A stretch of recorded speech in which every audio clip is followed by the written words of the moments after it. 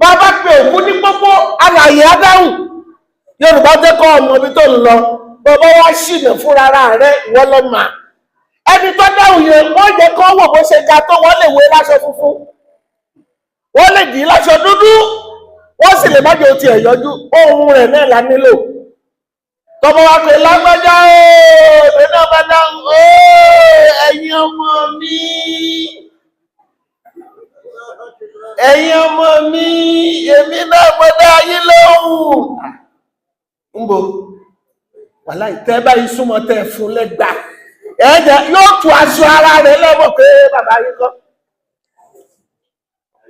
Yorùbá ti jẹ́ kẹ́ ẹ̀ mọ̀ pé bá a bá pe òkú tí ń bẹ ní pópó alààyè ní ń da yín lóhùn kì í ṣòkú yẹn mọ́.